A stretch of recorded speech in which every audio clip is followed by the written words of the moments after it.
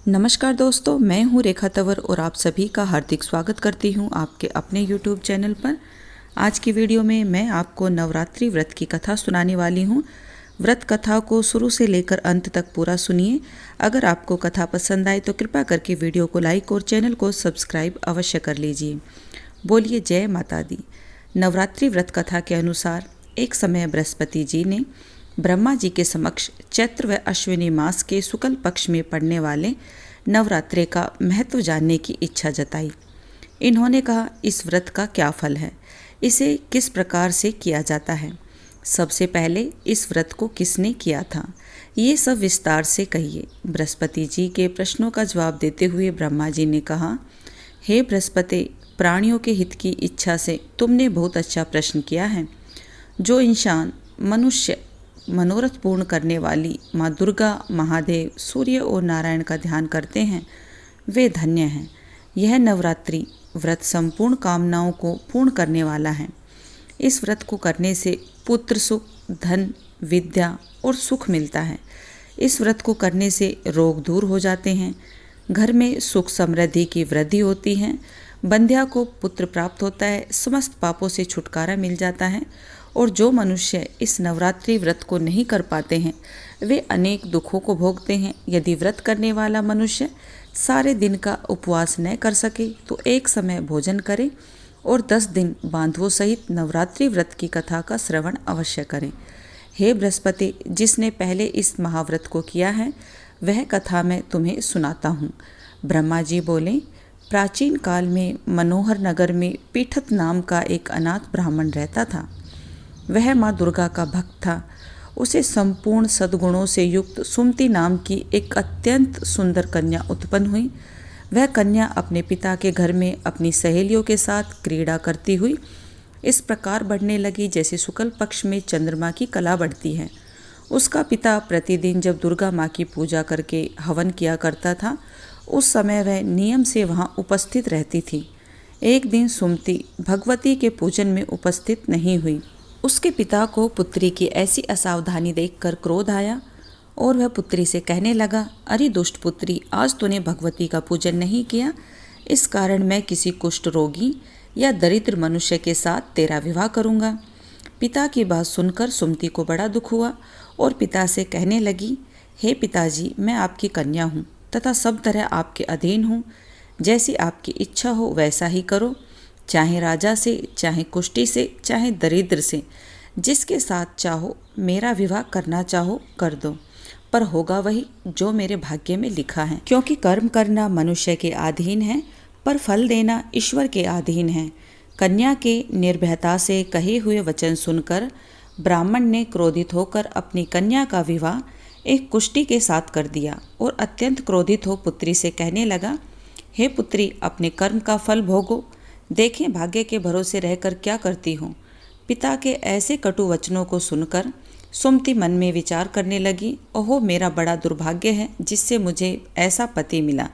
इस तरह अपने दुख का विचार करती हुई वह कन्या अपने पति के साथ वन में चली गई और डरावने कुशायुक्त उस निर्जन वन में उन्होंने वह रात बड़े कष्ट से व्यतीत की।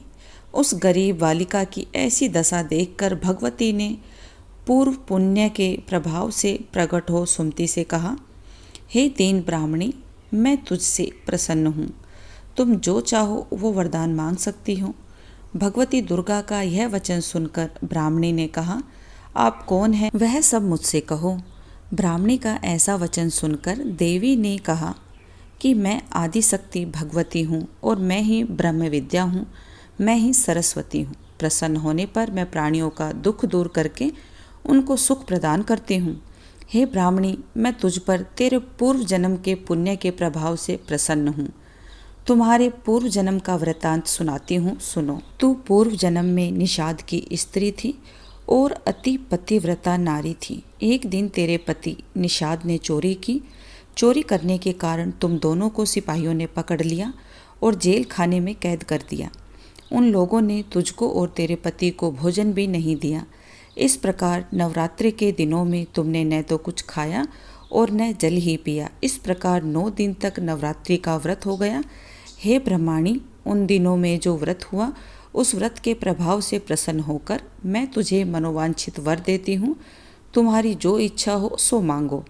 इस प्रकार दुर्गा के वचन सुनकर ब्रह्माणी बोली, अगर आप मुझ पर प्रसन्न हैं तो हे दुर्गे, मैं आपको प्रणाम करती हूँ। कृपा करके मेरे पति का कोढ़ दूर कर दीजिए।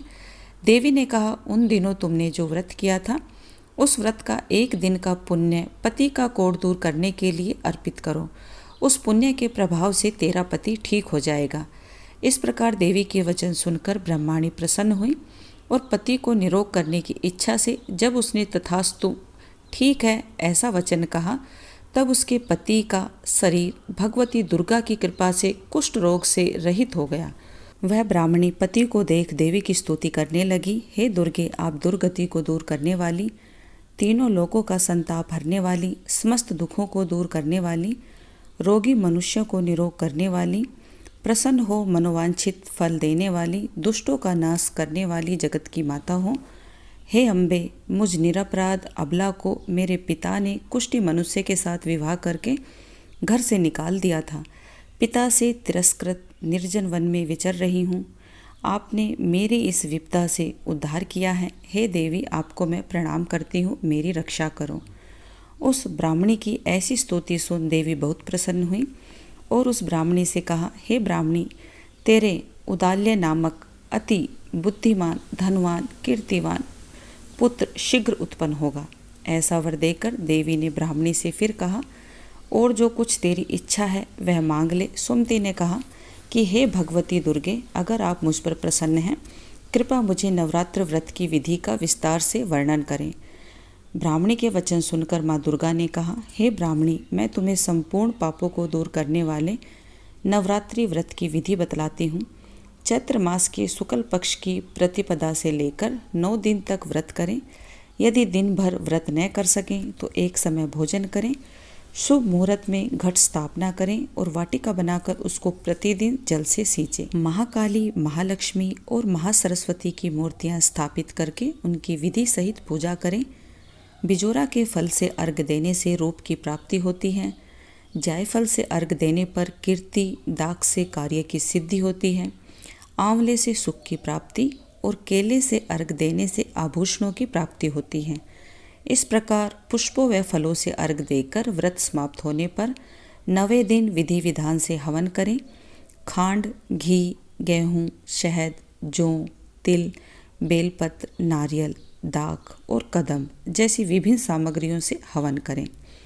आंवले से कीर्ति की और केले से पुत्र की, कमल से राज सम्मान की और दाखों से संपदा की प्राप्ति होती है। खांड, घी, नारियल, शहद, जौ और तिल तथा फलों से होम करने से मन वांछित वस्तु की प्राप्ति होती है। व्रत करने वाला मनुष्य इस विधि विधान से होम करके आचार्य को अत्यंत नम्रता के साथ प्रणाम करें और यज्ञ की सिद्धि के लिए उन्हें दक्षिणा दें। इस प्रकार बताई हुई विधि के अनुसार जो व्यक्ति व्रत करता है उसकी सभी मनोकामनाएं पूर्ण होती हैं, उसके सभी कार्य सिद्ध होते हैं। इसमें तनिक भी संदेह नहीं है। इन 9 दिनों में जो कुछ दान आदि दिया जाता है उसका करोड़ों गुना फल मिलता है। इस नवरात्रि व्रत करने से अश्वमेघ यज्ञ का फल भी मिलता है। हे ब्रह्माणी, इस संपूर्ण कामनाओं को पूर्ण करने वाले उत्तम व्रत को तीर्थ, मंदिर अथवा घर में विधि के अनुसार भी कर सकते हैं। ब्रह्मा जी बृहस्पति जी से बोले, इस प्रकार ब्राह्मणी को नवरात्रि व्रत की विधि बतलाकर देवी अंतर्ध्यान हो गई। अतः जो मनुष्य या स्त्री इस व्रत को भक्ति पूर्वक करते हैं वह इस लोक में सुख प्राप्त करके अंत में मोक्ष को प्राप्त करते हैं। ब्रह्मा जी बृहस्पति जी से कहते हैं कि इस व्रत का, दुर्लभ व्रत का जो महात्म्य आपने मुझे बताया है, ऐसा सुनकर बृहस्पति जी आनंद से प्रफुल्लित हो गए और कहने लगे कि हे ब्राह्मण, आपने मुझ पर अति कृपा की है जो मुझे इस व्रत का महत्व सुनाया है। ब्रह्मा जी बोले कि हे बृहस्पति, यह देवी भगवती संपूर्ण लोकों का पालन करने वाली है। इस महादेवी के प्रभाव को कौन जान सकता है। बोलो देवी भगवती दुर्गे की जय।